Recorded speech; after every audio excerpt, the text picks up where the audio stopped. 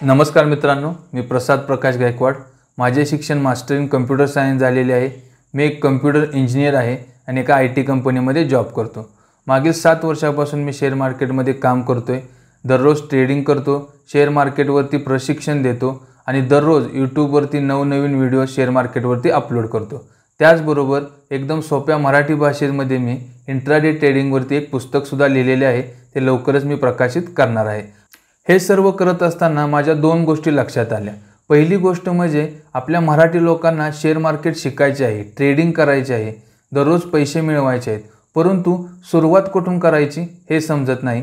आणि दुसरी गोष्ट म्हणजे काही लोकांनी क्लासेस करून YouTubeवरती शिकून दुसऱ्यांचे का ऐकून होईना हे ट्रेडिंग चालू केलेले आहे, परंतु त्यांना नेहमीच फायदा हा होतच नाही। म्हणून हा एनीबडी कॅन ट्रेड नावाचा कोर्स मी आपल्या सर्वांसाठी घेऊन येत आहे। कोणीही, अगदी कोणीही शेअर मार्केट शिकू शकते, ट्रेडिंग करू शकते आणि नियमित पैसे कमवू शकते। हा कोर्स मी एकदम सोप्या मराठी भाषेत शिकवणार आहे, त्यामुळे या कोर्सला शिक्षणाची कसलीही अट नाही। तुम्हाला इंग्लिश वाचता नाही आले तरी चालेल आणि तुम्हाला दिवसभर मार्केट पाहण्याची सुद्धा गरज नाही। फक्त दिवसभरातून तुम्ही 15 ते 20 मिनिटे जरी मार्केट पाहिले तरी तुम्ही ट्रेडिंग करू शकता। आता तुम्ही म्हणाल, फक्त 15 ते 20 मिनिटे मोबाईल पाहून ट्रेडिंग कसे काय शक्य आहे? तर मी तुम्हाला मागे सांगितले की मी एक कम्प्युटर इंजिनियर आहे, त्यामुळे मी ACT इंडिकेटर म्हणजे एनीबडी कॅन ट्रेड नावाचे एक इंडिकेटर बनवलेले आहे। तुम्ही फक्त ते इंडिकेटर चार्टवरती लावायचे आणि दररोज फक्त 15 ते 20 मिनिटे मोबाईलवरती चार्ट पाहायचा आणि ट्रेड करायचे। आणि या इंडिकेटरचा उपयोग करून ट्रेड केले तर स्टॉप लॉस किंवा लॉसचा विषयच नाही, कारण हा इंडिकेटर इंट्राडेसाठी नाही तर स्विंग ट्रेडिंगसाठी आहे। म्हणजे हे इंडिकेटर तुम्हाला योग्य स्टॉकमध्ये योग्य वेळी गुंतवणूक करायला शिकवते आणि प्रत्येक ट्रेडमधून तुम्हाला तुमच्या गुंतवणुकीच्या 10% हा फायदा नक्की होणार। मग तुम्ही म्हणाल, डायरेक्ट इंडिकेटर्स द्यायचे ना, शेअर मार्केट शिकवण्याची गरज काय? तर एनीबडी कॅन ट्रेड या कोर्सचा मेन उद्देशच हा आहे की सर्व मराठी लोकांना ABCD पासून म्हणजे एकदम सुरुवातीपासून शेअर मार्केट मुद्देसूद समजले पाहिजे। त्याचबरोबर सर्व लोकांना स्वतःहून ओळखता आले पाहिजे की कोणता स्टॉक वरती जाणार आहे, कोणता स्टॉक खालती येणार आहे। त्यांना स्वतःहून ट्रेडिंग गुंतवणूक करता आली पाहिजे आणि ती करत असताना त्यांना नेहमीच फायदा होण्यासाठी आणि त्याचबरोबर त्यांचा लॉस न होण्यासाठी त्यांनी या इंडिकेटरचा उपयोग केला पाहिजे। या कोर्सचा फायदा कोणाकोणाला होईल? तर दररोज जे 10 ते 6 नोकरी करतात, रिटायर्ड लोक आहेत, स्टुडंट आहेत, हाऊसवाईफ आहेत, गृहिणी आहेत, जे स्वतःचे उद्योगधंदा करतात, ज्यांना शेअर मार्केट शिकण्याची इच्छा आहे, त्या सर्वांना या कोर्सचा फायदा नक्की होईल। त्याचबरोबर जे शेअर मार्केट शिकलेले आहेत, खूप सारे पैसे देऊन क्लास करून ज्यांना शेअर मार्केटच्या बेसिक गोष्टी माहीत आहेत, जे दररोज ट्रेडिंग करतात, त्यांना सुद्धा या कोर्सचा फायदा होईल। त्यांना हे इंडिकेटर शिकता येईल आणि या इंडिकेटरद्वारे त्यांना नियमित फायदा मिळवता येईल। एकदम सोप्या मराठी भाषेमध्ये शेअर मार्केट शिकण्यासाठी माझ्या मराठी प्राइज ॲक्शन चॅनलला सबस्क्राइब करा। सबस्क्रिप्शन पूर्णपणे फ्री आहे आणि बेल आयकॉन प्रेस करून ऑल सिलेक्ट करा, म्हणजे माझ्या नवनवीन व्हिडिओचे नोटिफिकेशन तुम्हाला भेटत राहतील।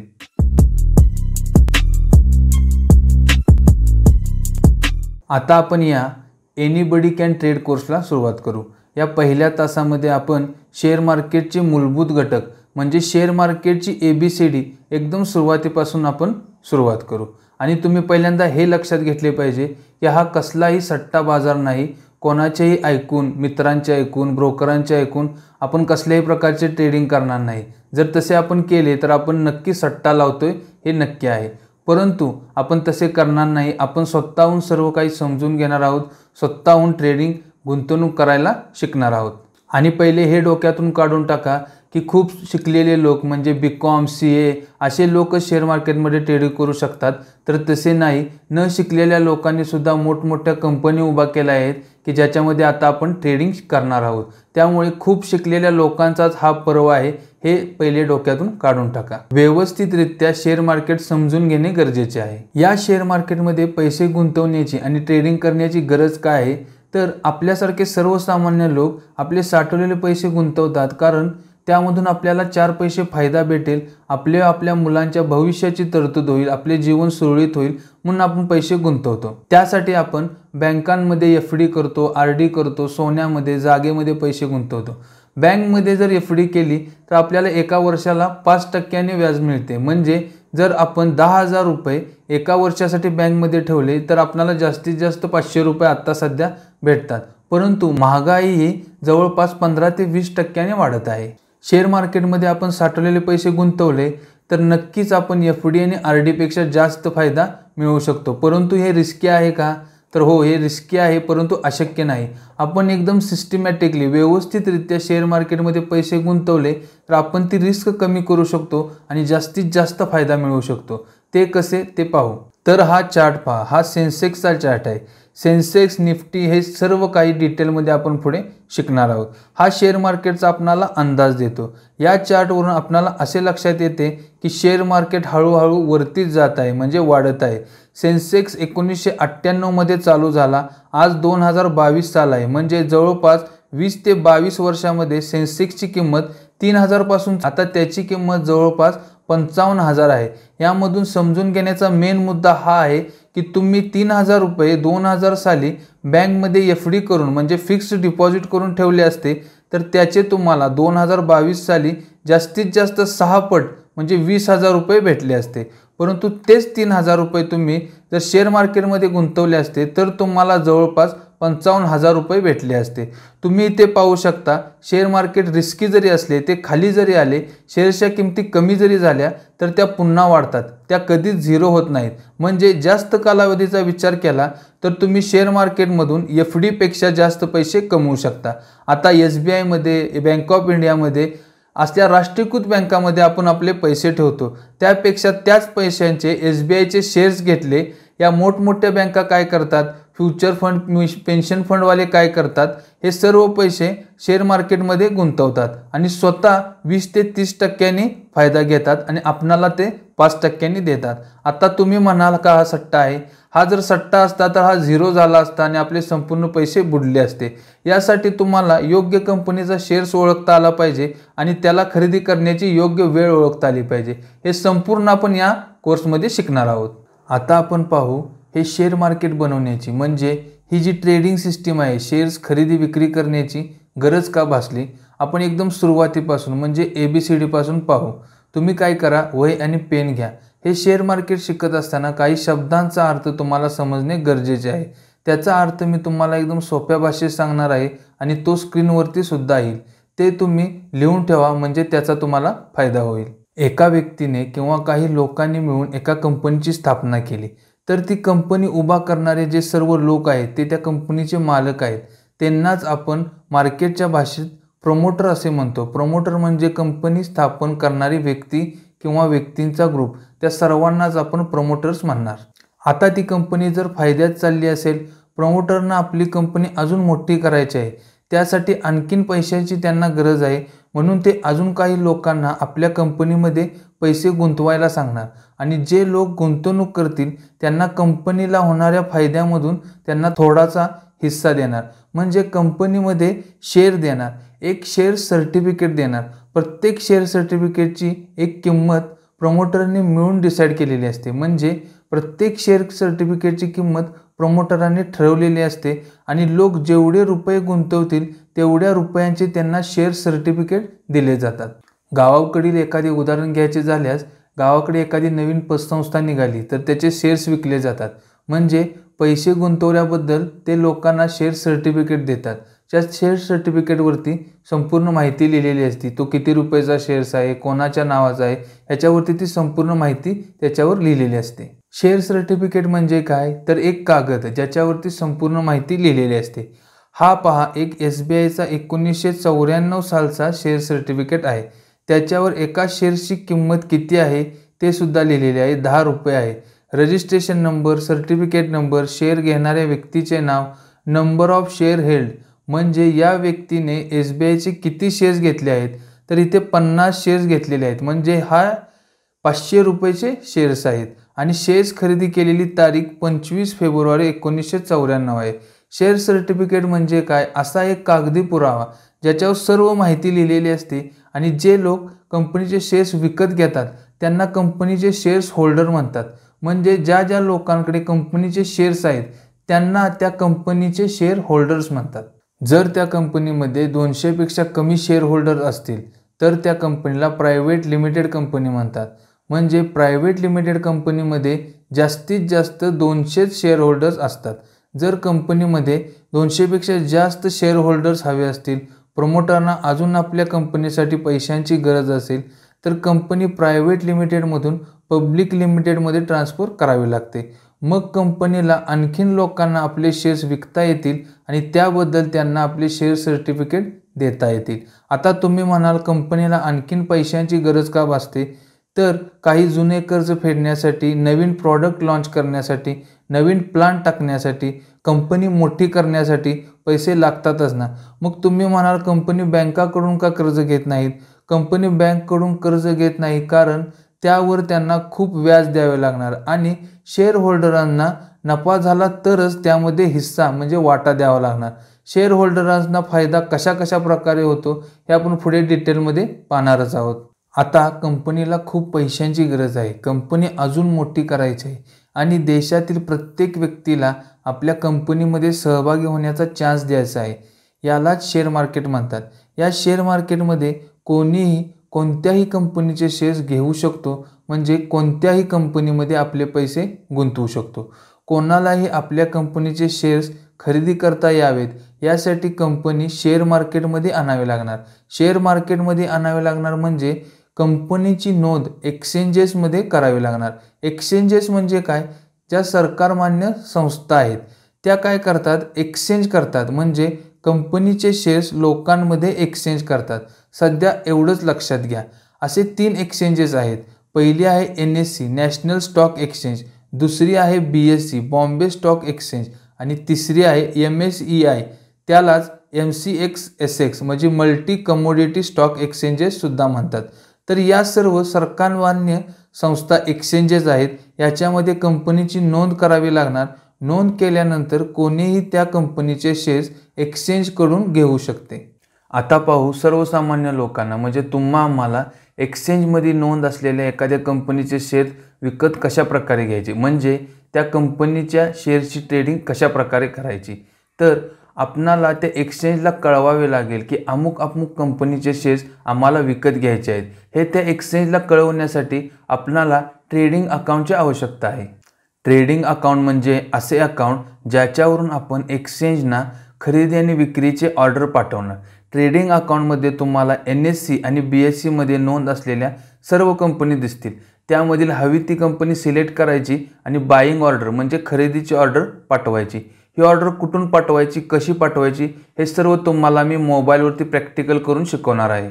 आता शेअर्स विकत घेण्यासाठी तुम्हाला एक्सचेंजला पैसे द्यावे लागतील.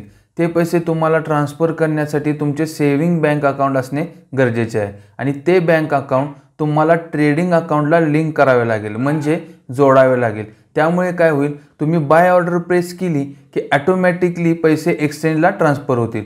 पैसे मिळाल्यानंतर ते तुम्हाला शेअर सर्टिफिकेट देतील. आपण मागे पाहिले की छोटी कंपनी असेल, प्रायव्हेट लिमिटेड कंपनी असेल तर ती आपणाला पैशांच्या बदल्यात शेअर सर्टिफिकेट देते. तसेच एक्सचेंजसुद्धा आपणाला त्या कंपनीचे शेअर सर्टिफिकेट देतात.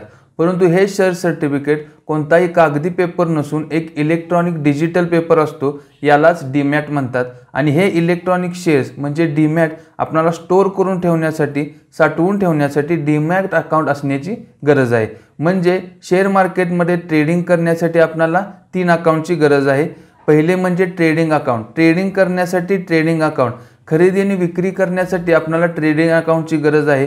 तसेच पैशांचा व्यवहार करण्यासाठी, पैशांची देवाणघेवाण करण्यासाठी आपल्याला सेव्हिंग बँक अकाउंटची गरज आहे. आणि आपल्याला जे कंपनीकडून इलेक्ट्रॉनिक शेअर भेटतात ते शेअर साठवून ठेवण्यासाठी आपल्याला डीमॅट अकाउंट असणे गरजेचे आहे.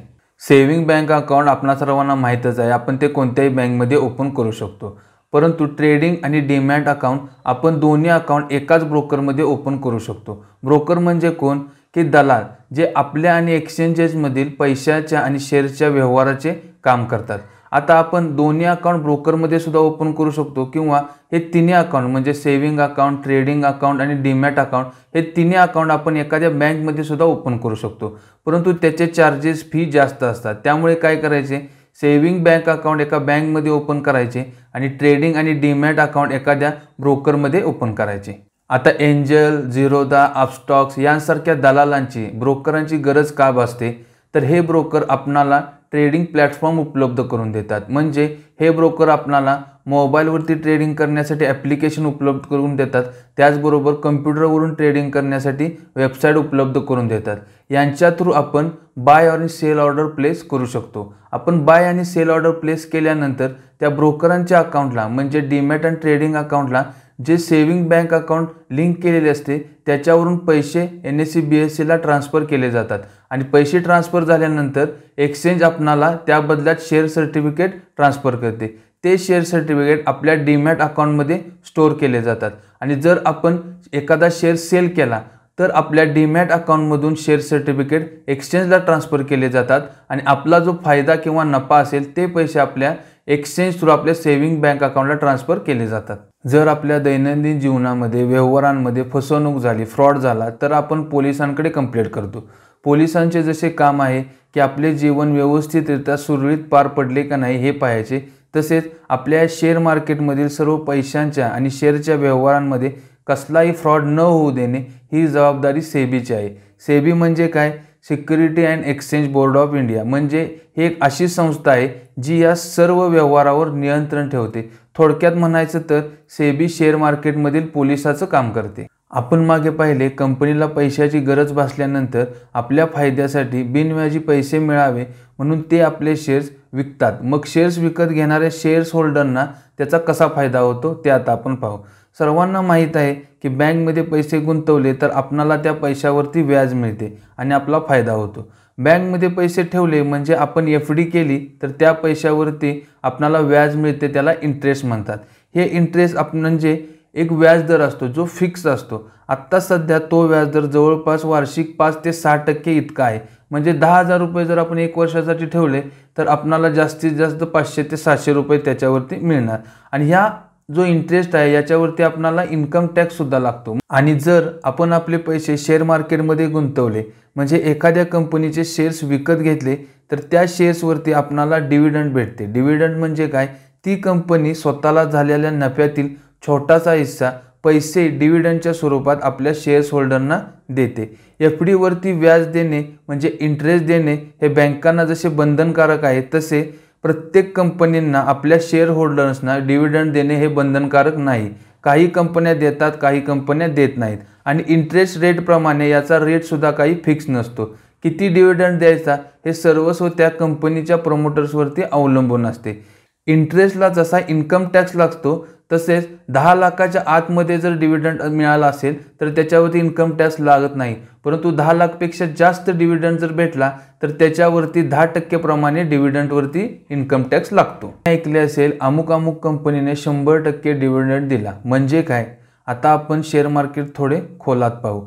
100% डिव्हिडंड म्हणजे त्या कंपनीच्या फेस व्हॅल्यूच्या 100%। फेस व्हॅल्यू म्हणजे सर्व प्रमोटरांनी मिळून जेव्हा कंपनीचे शेअर सर्टिफिकेट पहिल्यांदा बाजारामध्ये लोकांसाठी आणले तेव्हाची त्याची किंमत, ओरिजिनल मूळ किंमत, शेअर सर्टिफिकेटची ओरिजिनल मूळ किंमत। कंपनीच्या शेअर सर्टिफिकेटवरती त्याची फेस व्हॅल्यू लिहिलेली असते, ती 2, 5, 10 अशा किमतीत असते। फेस व्हॅल्यूच्या 100% डिव्हिडंड म्हणजे त्या कंपनीच्या शेअर्सची जी फेस व्हॅल्यू आहे म्हणजे मूळ किंमत आहे, जर ती 5 रुपये असेल तर प्रत्येक शेअर्स मागे 5 रुपये डिव्हिडंड त्या शेअर्स होल्डरना दिला जातो। जर तुमच्याकडे त्या कंपनीचे 100 शेअर्स असतील तर तुम्हाला 500 रुपये डिव्हिडंड भेटणार आणि 1000% डिव्हिडंड म्हणजे कंपनीच्या शेअर्सची फेस व्हॅल्यू जर 5 रुपये असेल तर प्रत्येक शेअर होल्डरना एका शेअर्सच्या मागे 50 रुपये डिव्हिडंड दिला जातो। म्हणजे जर तुमच्याकडे त्या कंपनीचे 100 शेअर्स असतील तर तुम्हाला 5000 रुपये डिव्हिडंड भेटणार। आता स्टॉक स्प्लिट हा कन्सेप्ट पाहू। स्टॉक स्प्लिट झाला म्हणजे काय? कंपनीच्या शेअर्सची किंमत निम्मी झाली। असे करण्याची का गरज पडते कंपनीला? जर एखाद्या कंपनीच्या शेअर्सची किंमत वाढत जाऊन 5 ते 10,000 पर्यंत जाऊन पोहोचली म्हणजे त्या कंपनीचा एक शेअर बाय करण्यासाठी तुम्हाला खूप सारे म्हणजे 5 ते 10,000 रुपये मोजावे लागणार। त्यामुळे सर्वसामान्य लोकांना अशा कंपनीच्या शेअर्समध्ये गुंतवणूक करणे जमत नाही। त्यामुळे सर्वसामान्य लोकांच्या आवाक्यामध्ये कंपनीच्या एका शेअर्सची किंमत बसावी म्हणून कंपनी आपला स्टॉक स्प्लिट करते। स्टॉक म्हणजे shares, stock market, shares market एकच।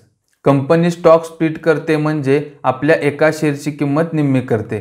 त्याचबरोबर फेस व्हॅल्यूसुद्धा निम्मे करते, म्हणजे त्या कंपनीची फेस व्हॅल्यू जर 10 असेल तर ती 5 होते आणि त्या कंपनीच्या शेअर्सची किंमत 5,000 रुपये असेल तर ती एका शेअरची किंमत 2,500 रुपये होते. मग तुम्हाला प्रश्न पडू शकतो की पहिल्यापासून ज्या लोकांकडे त्या कंपनीचे शेअर्स आहेत त्यांचे तर नुकसान होईल.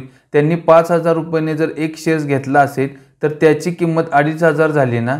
तर तसे नाही, त्यांची शेअर्सची संख्या डबल होते. म्हणजे एखाद्या व्यक्तीकडे जर 5,000 रुपयेचे 10 शेअर्स असतील तर स्टॉक स्प्लिट नंतर त्याच्याकडे 2,500चे 20 शेअर्स असतील, म्हणजे त्यांचे काहीच नुकसान होणार नाही. दोन्हीची किंमत सारखीच आहे.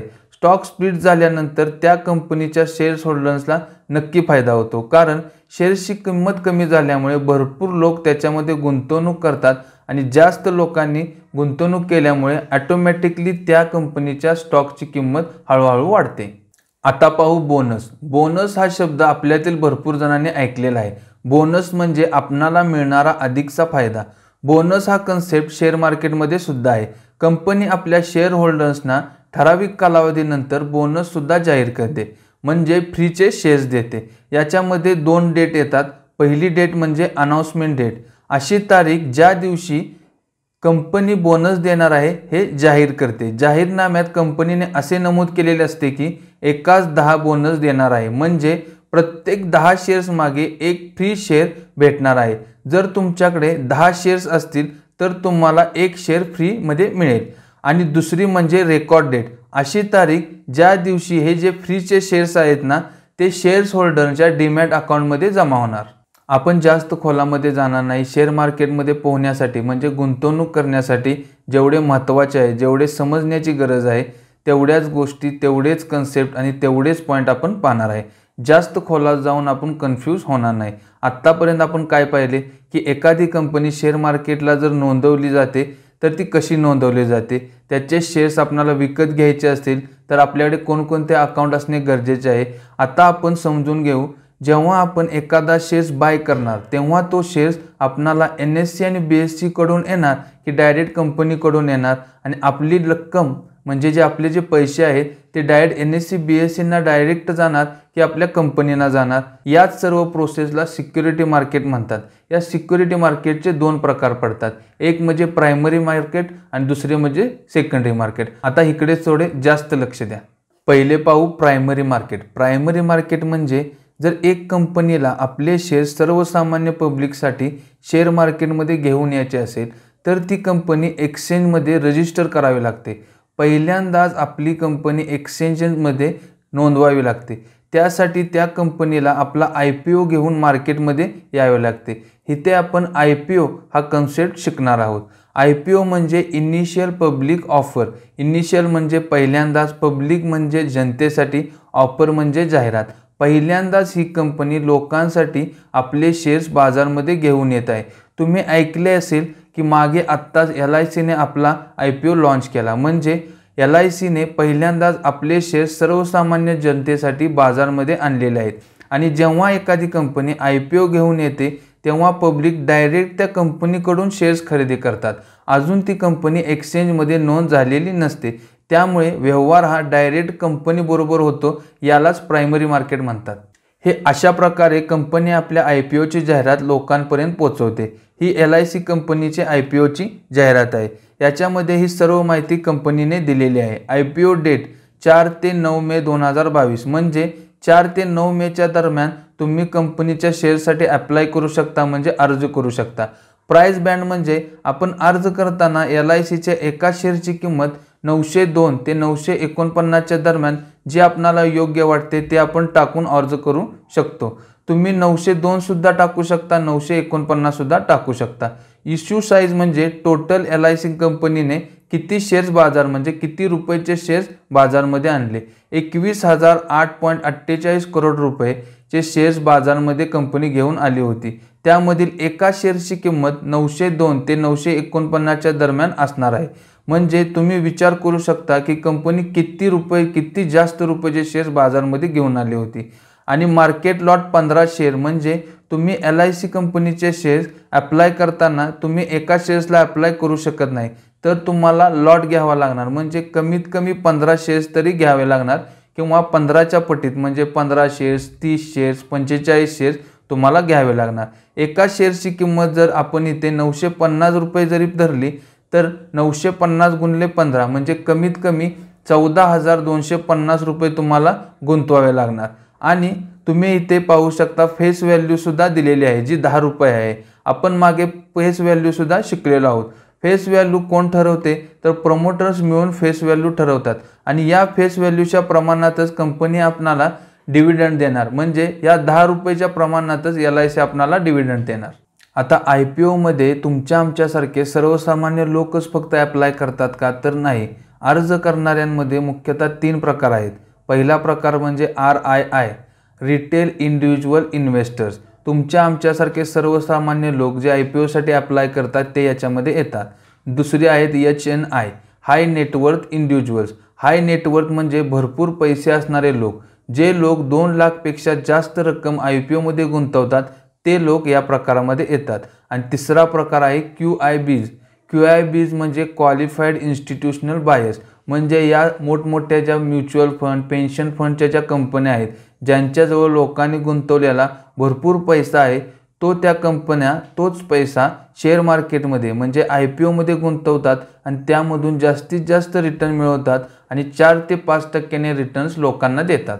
आता या तिन्ही प्रकारच्या लोकांनी IPO साठी अप्लाय केले तर सर्वांच्या मध्ये शेअर्सचे वाटप कसे होणार आणि शेअर्स कोणाला किती भेटणार हे कसे ठरते तर गव्हर्नमेंटच कोटा डिक्लेअर करते, म्हणजे कोटा फिक्स केलेला असतो। ज्या मोठमोठ्या म्युच्युअल फंड, पेन्शन फंडच्या कंपन्या आहेत त्यांना जवळपास 50% शेअर्स दिले जातात आणि जे HNI आहेत म्हणजे हाय नेटवर्थ इंडिव्हिज्युअल आहेत, जे 2 लाखपेक्षा जास्त रुपयांचे शेअर्स खरेदी करणार आहेत त्यांना 15% शेअर्स दिले जातात। आणि जर IPO लॉन्च करणारी कंपनी जर आजपर्यंत फायद्यामध्ये चाललेली असेल, म्हणजे लोकांना चांगला फायदा नफा देणारी कंपनी असेल तर जास्तीत जास्त 35% कोटा आपल्यासारख्या रिटेल इन्व्हेस्टरांसाठी राखीव ठेवलेला असतो आणि जर तोट्यामध्ये चालणारी कंपनी असेल तर जास्तीत जास्त 10% कोटा सर्वसामान्य लोकांसाठी ठेवलेला असतो। ही टक्केवारी किंवा हा कोटा सर्व कंपन्यांसाठी सारखा नसतो। IPO घेऊन येणाऱ्या कंपनीच्या मागील परफॉर्मन्सचा म्हणजे त्याच्या मागील नफ्या आणि तोट्याचा विचार करून हा कोटा गव्हर्नमेंट ठरवते। ही IPO ची जाहिरात आपण कुठे पाहणार, आपणाला कसं समजणार की LIC किंवा एखाद्या कंपनी IPO घेऊन येत आहे तर ते तुम्हाला 2 ठिकाणाहून समजू शकते। पहिले म्हणजे तुमचे जे ब्रोकर आहे त्याच्यामध्ये तुमचे डीमॅट अकाउंट आहे त्याच्या ॲपवरती तुम्हाला नोटिफिकेशन येते आणि दुसरे म्हणजे मनी कंट्रोल वेबसाईटवरती तुम्ही जाऊन ते पाहू शकता। मनी कंट्रोल वेबसाईटवरती तुम्ही याच्या अगोदरच्या कंपनीचे IPO ने कसे काम केले, कसे परफॉर्मन्स केले, पुढच्या काही दिवसात कोणकोणत्या कंपनीचे IPO लॉन्च होणार आहेत याच्याबद्दलची संपूर्ण माहिती तुम्ही पाहू शकता।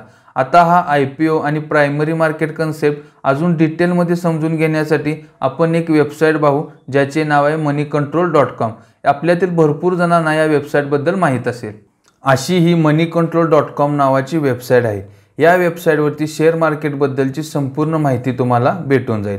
आता आपण प्रायमरी मार्केट पाहत आहोत त्यामुळे आपण फक्त IPO हा कन्सेप्ट पाहू। आता तुम्ही इथे मार्केटवरती जावा, मार्केटवरती क्लिक केल्यानंतर अशा ह्या सर्व गोष्टी ओपन होतील। या सर्व गोष्टी पुढे आपण कोर्समध्ये 1 बाय 1 एकदम डिटेलमध्ये पाहणार आहोत। आता आपण फक्त इथे IPO वरती क्लिक करू। IPO वरती क्लिक केल्यानंतर अशा प्रकारे वेब पेज ओपन होईल। आता पहिल्या सेक्शनमध्ये तुम्ही इथे पाहू शकता IPO न्यूज। IPO न्यूज म्हणजे IPO बद्दलच्या संपूर्ण बातम्या, जाहिरात ह्या सर्व ह्या सेक्शनमध्ये तुम्हाला पाहता येतील। त्यानंतर यापुढे दुसरा सेक्शन आहे त्याचे नाव आहे IPO कॅलेंडर। आता या ठिकाणी 26 जून 2022 म्हणजे ही आजची तारीख आहे, ज्या दिवशी रेकॉर्डिंग होत आहे त्या दिवशीची तारीख आहे आणि हा जून महिन्याचे कॅलेंडर आहे। आता इथे तुम्ही खाली पाहू शकता इश्यू ओपन, ग्रीन लाईन म्हणजे इश्यू ओपन म्हणजे IPO ला अप्लाय करायची पहिली तारीख, ह्या तारखेपासून आपण IPO साठी अप्लाय करू शकतो। रेड लाईन म्हणजे इश्यू क्लोज, ही IPO ला अप्लाय करायची शेवटची तारीख आहे। लिस्टिंग ही ब्लू लाईन म्हणजे लिस्टिंग म्हणजे या दिवशी त्या कंपनीचा IPO NSE आणि BSE मध्ये लिस्टिंग होणार आहे। आता तुम्ही इथे पाहू शकता 1 तारखेला ही ब्लू लाईन आहे, 2 तारखेला रेड लाईन आहे। आता या 1 तारखेवरती क्लिक केल्यानंतर तुम्ही इथे पाहू शकता 1 जून 2022 ला 1 जून 2022ला ब्लू लाईन म्हणजे लिस्टिंग, म्हणजे 1 जून 2022ला ई मुद्रा कंपनीचे लिस्टिंग झालेले आहे। त्याचबरोबर रेड लाईन या 2 तारखेवरती क्लिक केल्यानंतर रेड लाईन म्हणजे काय, इश्यू क्लोज। आता इथे तुम्ही पाहू शकता 2 जूनला फिडेल सॉफ्टेक या कंपनीला IPO साठी अप्लाय करण्याची ही शेवटची तारीख आहे। अशा प्रकारे या ठिकाणी IPO कॅलेंडरमध्ये डेट वाईज तुम्ही सर्व कंपनीचे IPO पाहू शकता। त्यानंतर इथे खालती आल्यानंतर IPO स्नॅपशॉट हा सेक्शन आहे। आता हा महत्त्वाचा सेक्शन आहे। याच्यामध्ये मी तुम्हाला बोललो होतो ना, कोणत्या कंपनीचा IPO लॉन्च होणार आहे ते तुम्ही मनी कंट्रोल वेबसाईटवरती पाहू शकता। तर ते तुम्ही ह्या सेक्शनमध्ये पाहू शकता। अपकमिंग/ओपन म्हणजे आता येणारे, इथून पुढे येणारे मार्केटमध्ये IPO किंवा आता जे IPO चालू आहेत, आपण ज्यांना सध्या अप्लाय करू शकतो, या सर्व कंपनीची लिस्ट इथे तुम्ही पाहू शकता। त्याचबरोबर लिस्टेड IPOs म्हणजे आता सध्या कोणत्या कंपनीचे IPO लिस्टेड झालेले आहेत, हे ॲथर, ई मुद्रा या कंपनीचे IPO लेटेस्टच लिस्टेड झालेले आहेत। त्यानंतर NFO, IPO क्लोज याच्यामध्ये आता कोणती माहिती नाही आहे। त्यानंतर इथे आहे IPO रिटर्न कॅल्क्युलेटर, म्हणजे एखाद्या कंपनीने IPO मध्ये कशा प्रकारे किंवा किती टक्के रिटर्न दिलेला आहे, त्याचा परफॉर्मन्स कसा आहे ते तुम्ही इथे पाहू शकता। आता इथे ॲथर इंडिया कंपनीचे डिटेल्स आहेत, म्हणजे issue size, listing date, closing price, listing gain, म्हणजे 20% आता IPO वरती गेलेला आहे। आणि इथे ट्रॅक IPO परफॉर्मन्स सेक्शन आहे, म्हणजे NSE आणि BSE मध्ये कोणत्या कंपनीचा IPO लॉन्च झालेला आहे त्याची जर डिटेल्स ट्रॅक करायचे असतील तर तुम्ही इथे टाकून ट्रॅक करू शकता। त्यानंतर इथे खाली IPO हिस्टॉरिक टेबल, या ठिकाणी आत्तापर्यंत लॉन्च झालेल्या संपूर्ण IPOची एकदम डिटेलमध्ये माहिती तुम्ही इथे पाहू शकता। त्यानंतर खाली आहे SME IPO historic table. SME म्हणजे काय, स्मॉल कंपन्या, म्हणजे बाकींच्या तुलनेत कमी पैशांची ज्यांनी IPO लॉन्च केलेले आहेत त्या कंपन्यांचे इथे माहिती तुम्ही पाहू शकता। आणि इथे खाली परत न्यूज वगैरे आहेत। आता एकदम डिटेलमध्ये पाहण्यासाठी आपण काय करू, IPO हिस्टॉरिक टेबलला व्ह्यू कंप्लीट IPO हिस्टॉरिक टेबलवरती क्लिक करू। याच्यावरती क्लिक केल्यानंतर आत्तापर्यंत लॉन्च झालेल्या सर्व कंपनीचे IPOचे परफॉर्मन्स आपण इथे पाहू शकतो। हे IPO हिस्टॉरिक टेबल, हे डेट कॉलम आहे, हे IPO नेम म्हणजे कोणत्या कंपनीचा IPO लॉन्च झाला। प्रोफाईल, इथे व्ह्यू वरती क्लिक केल्यानंतर या कंपनीची संपूर्ण डिटेल तुम्ही पाहू शकता। इश्यू साईज इन करोड्स, म्हणजे 808 करोड रुपयाचे shares Ather India company share मार्केटमध्ये घेऊन आले होते। आता तुम्ही इथे पाहू शकता सबस्क्रिप्शन्स, QIB, HNI, RRI हे आपण मागे शिकलेलो आहे, म्हणजे कोणकोणते लोक IPO साठी अप्लाय करू शकतात। QIBs म्हणजे क्वालिफाईड इन्स्टिट्यूशनल बायर्स आपण पाहिले होते। हाय नेटवर्थ इंडिव्हिज्युअल्स म्हणजे जे लोक 2 लाखपेक्षा जास्त रुपयाची IPO मध्ये गुंतवणूक करणार आहेत ते लोक। आणि RRI म्हणजे रिटेल इंडिव्हिज्युअल इन्व्हेस्टर, जे तुमच्या आमच्यासारखे लोक आहेत, कमी पैशाची इन्व्हेस्टमेंट करतात, ते याच्यामध्ये येतात आणि याची टोटल टक्केवारी आहे। इश्यू 642 म्हणजे ॲथर इंडियाचा एक शेअर 642 रुपयाला IPO मध्ये सर्व लोकांनी बाय केला।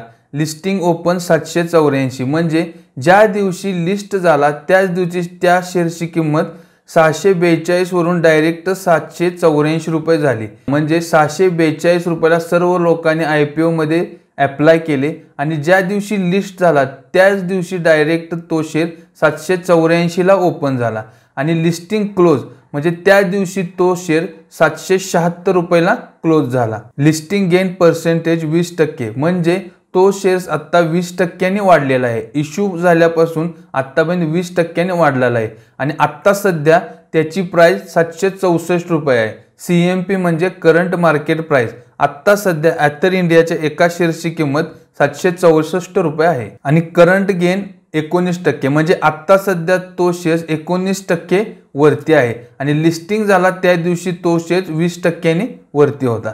त्यानंतर ई मुद्रा, ॲथॉस, डिलिव्हरी अशा सारख्या कंपन्यांनी आपले IPO लॉन्च केलेले आहेत आणि इथे सर्व त्यांची इश्यू साईज म्हणजे एवढ्या करोड रुपयाच्या पैशांचे शेअर्स ती मार्केटमध्ये घेऊन आले आणि हे QIBs, HNI, RRI ह्या शेअर्ससाठी अप्लाय केले।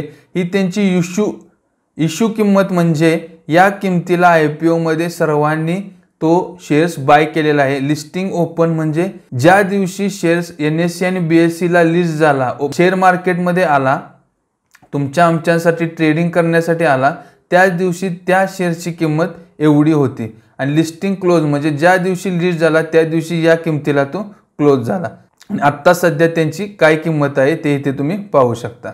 या IPO हिस्टॉरिक टेबलवरून आपल्याला अंदाज असा करता येईल की IPO मधून सुद्धा आपण बऱ्यापैकी फायदा भेटू शकतो। आता तुम्ही पाहू शकता हा शेअर्स आपण IPO मध्ये 642 साठी घेतला आणि तो लिस्टिंग झाला त्याच दिवशी 784 रुपये ओपन झाला, म्हणजे 20% आपण त्या 2 दिवसामध्ये फायदा मिळवला।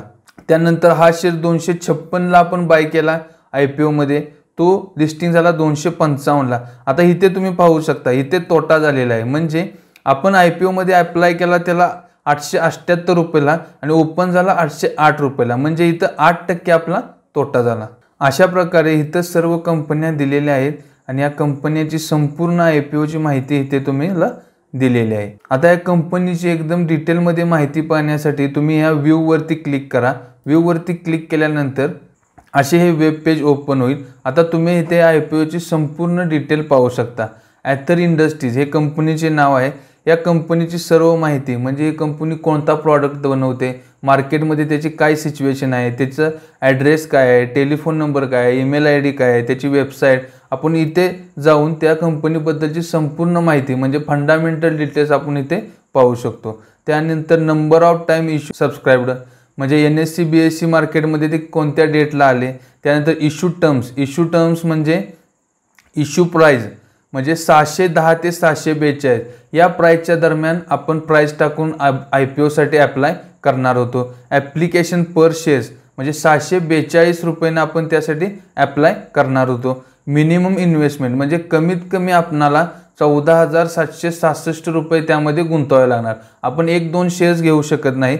मिनिमम बिड नंबर ऑफ शेअर्स 23 म्हणजे कमीत कमी आपणाला 23 शेअर्स घ्यावे लागणार। 14,766 रुपयाची याच्यामध्ये आपणाला गुंतवणूक करावी लागणार। आता issue date and size, issue open म्हणजे 24 मे 2022 पासून आपण या IPO साठी अप्लाय करू शकत होतो। इश्यू क्लोज 24 मे ते 26 मे पर्यंत आपण या IPO साठी अप्लाय करू शकत होतो। लिस्टिंग ऑन NSE आणि BSE म्हणजे दोन्ही एक्सचेंजमध्ये, नॅशनल स्टॉक एक्सचेंजमध्ये सुद्धा आणि बॉम्बे स्टॉक एक्सचेंजमध्ये सुद्धा या कंपनीचा IPO लॉन्च झालेला आहे। त्याचबरोबर इश्यू साईज या कंपनीने 799 ते 808 करोड रुपयाचे शेअर्स शेअर मार्केटमध्ये लॉन्च केलेले आहेत। अशा प्रकारे या ॲथर इंडिया कंपनीची संपूर्ण माहिती इथे आपण पाहू शकतो। आता आपण बॅक जाऊ। आता आपण IPO पाहत असताना आपण LICच्या डिटेल्स पाहिल्या होत्या। आता आपण इथे LICच्या डिटेल्स पाहू। व्ह्यू वरती क्लिक करू। व्ह्यू वरती क्लिक केल्यानंतर LICच्या संपूर्ण डिटेल येतील। हे पहा LICचे नाव life insurance corporation of India. आता LIC कंपनी कशाची आहे हे सर्वांनाच माहीत आहे। LIC कंपनीचा ॲड्रेस, टेलिफोन नंबर हे सर्व डिटेल्स इथे आहेत। त्याचबरोबर NSE आणि BSEचा QI बीज HNI हे सर्व तुम्हाला आता मी सांगितलेले आहे। आता इश्यू प्राइस आपण त्या IPOच्या जाहिरातमध्ये पाहिले होते 902 आणि 949 ची दरम्यानची किंमत आपण टाकून IPO साठी अप्लाय करू शकत होतो। कमीत कमी आपल्याला 14,235 रुपयाची LIC मध्ये गुंतवणूक करायला लागणार होती। इश्यू ओपन म्हणजे 4 मे आणि इश्यू क्लोज 9 मे, 4 मे ते 9 मे याच्या दरम्यान आपण त्या IPO साठी अप्लाय करू शकत होतो। लिस्टिंग ऑन म्हणजे NSE आणि BSE दोन्ही एक्सचेंजमध्ये LIC ने आपले IPO लॉन्च केला होता। हे अशी LICची पण संपूर्ण डिटेल्स आपण पाहू शकतो।